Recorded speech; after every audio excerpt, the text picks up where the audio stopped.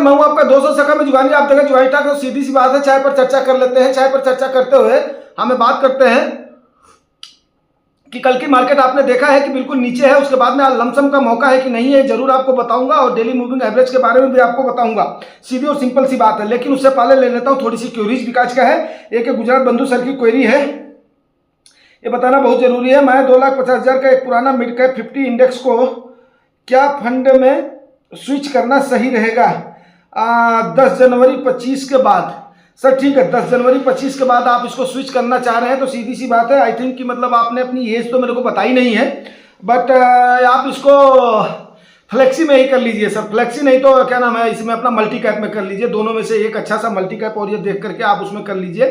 और या बाकी आपका लमसम कोशिश करिए कि लमसम जो है इस टाइप के फंडों में, स्टेबल फंडों में करने की कोशिश करिए अगर आप 40 बरस के पार हैं तो।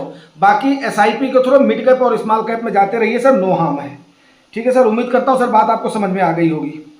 सर म्यूचुअल फंड के थ्रू डीमैट मोड में ब्रोकर लॉन्ग टर्म के लिए ठीक है या नॉन डीमैट फॉर्मेट में किसी मिसहैपिंग के केस में नॉमिनी के लिए नॉन डीमैट या डीमैट क्या ठीक रहेगा? Please reply.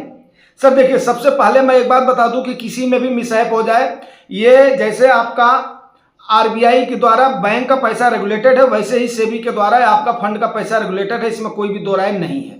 हालांकि डीमैट में आपके चार्जेस डबल हो जाते हैं। एक तो आप देखिए, आप अपना फंड को मैनेज करने के लिए फंड मैनेजर को जो पैसा देंगे एक्सपेंस रेशियो के रूप में, वो तो देंगे, प्लस डीमैट को भी मेंटेन करने में देंगे। डीमैट से आज के टाइम पर आप क्या करते हैं, एक ग्लैंस में अपना सब कुछ आपके पास रहता है, लेकिन ये कोई क्रिप्टो तो है नहीं कि उसमें आपके अपने ओन वॉलेट में पड़ा हुआ है। इंडिया की रेगुलेटेड किसी भी ईएमसी के थ्रू आप निवेश करिए, वो आपका लाख गुना बेस्ट रहेगा। बस कोशिश यही करिए कि सारा पैसा एक ईएमसी में ना हो। अगर एक ईएमसी में नहीं है तो आपको चिंता करने की कोई बात तो है ही नहीं है सर, ठीक है ना। और फिर हमने क्यों जो है दो जगह पे चार्ज देना, चार्ज चाहे छोटा हो चाहे बड़ा हो, काफी बड़ा चार्ज लगता है। जैसे आप देखिए, जैसे ही आपने एमओडी वगैरह में आपका पैसा है, जैसे आप विड्रा करते हैं, चाहे 1 रुपया भी टीडीएस करता है, 2 करता है, 5 करता है, 200 करता है, तो उस समय आपको क्या लगता है, बहुत ज्यादा लगता है यार ये बैंक वाले बिना मतलब में वो कर रहे हैं, तंग कर रहे हैं फालतू में।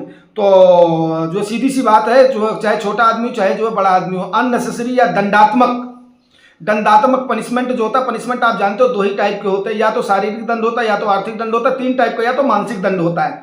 तो ये आर्थिक दंड आज के टाइम पर दबा करके मिल रहा है। अब उसके मामले में कभी हम करेंगे, चर्चा करेंगे। अब उसमें तो हमारी जो सरकार का सबसे ज्यादा मैं तो बोलना चाहूंगा, ठीक है ना। और ये लाख कर लें अगर सरकार थोड़ा सा टैक्सेशन का और थोड़ा सा बैंकों का बैंक का रेट का जो है थोड़ा सा रेट जैसे कट नहीं होगा तो, और उसके बाद में अगर उस आम आदमी को टैक्स से थोड़ी सी राहत नहीं मिलेगी तो लाख कर ले किसी भी सेक्टर में ये बोलो कि ग्रोथ आने वाली है, तो मेरे ख्याल से कहीं से छप्पड़ फाड़ करके नहीं बरसेगा। सीधी और सिंपल सी एक लाइन में बोलूं, कहीं ना कहीं सरकार भी जिम्मेदार है अपनी जीडीपी के डाउन करने में।